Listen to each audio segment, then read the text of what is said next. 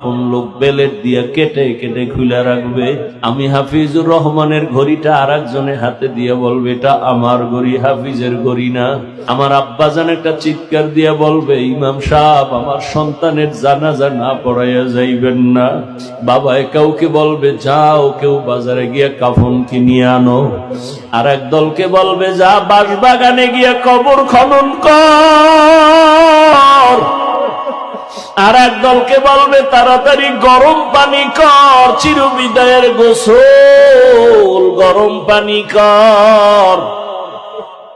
তোমাকে আমাকে ঘর থেকে সবাই টেনে টেনে নামাইয়া ওই গোসলখানায় মশারি টানায় দিবে, গরম পানি দিয়া গোসল করাইয়া সাদা কাফন পরাইয়া মসজিদের খাটের মধ্যে তোমার আমার দেহটাকে উঠাইয়া যখন জানাজার দিকে নিবে, আম্মাজান জানালা দিয়া তাকায় বলবে আমার বাবারে কই নেও, জীবনের শেষবারের মতো একটু চেহারাটা দেখাইয়া যাও, আমি আমার বাবার চেহারাটা একবার শেষবারে দেখে নেই। ও আল্লাহর বান্দারা, জানাজা পড়ায় যখন কবরের দেশে নিয়ে যাবে, এমন এক বাঁশবাগান যেখানে দিনেও যাইতে বড় ভয় লাগে, সবাই ওখানে পাড়াইয়া পাড়াইয়া মাটি দিয়া কেউ নাই।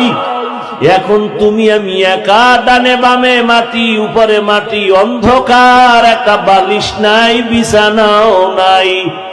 ফেরেশতা আসবে তোমাকে আমাকে এই প্রশ্ন করার জন্য, রবের পরিচয় দাও, ধর্মের পরিচয় দাও, রাহমাতুল লিল আলামিনের পরিচয় দাও। ও বাবা, যদি কালেমা না পড়িয়া আজরাইলের হাতে যাও, ওই কবরে একটা প্রশ্নের জবাবও দিতে পারবা না। আমার আল্লাহর গায়বী আওয়াজ কুদরতি ভাবে শুরু হয়ে যাবে। নবীজি বলেন আমার আল্লাহ বলবেন ফেরেশতা ওকে ধর, দুনিয়াতে অনেক ছাড় দিছি, সুযোগ দিয়েছি, আর দেওয়া হবে না। আমার দেওয়া পানি, আমার দেওয়া সূর্যের আলো, চাঁদের আলো, জমিনের ফসল, গাছের ফল, নদীর মাছ খাইলো, আলেম ওলামারা পায়ে ধরে ধরে নামাজের বয়ান করলো, শুনলো না, মানলো না।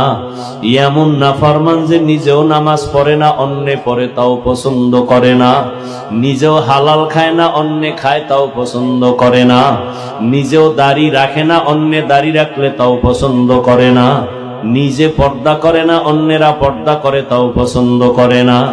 নবী বলেন আমার আল্লাহর কুদরতি গায়বী আওয়াজ আসতে থাকবে, কবরের সাথে জাহান্নামের সাথে রাস্তা বানায়া দাও, কবরটা জাহান্নামের আগুনে ভরিয়া যাবে। একটা না দুইটা না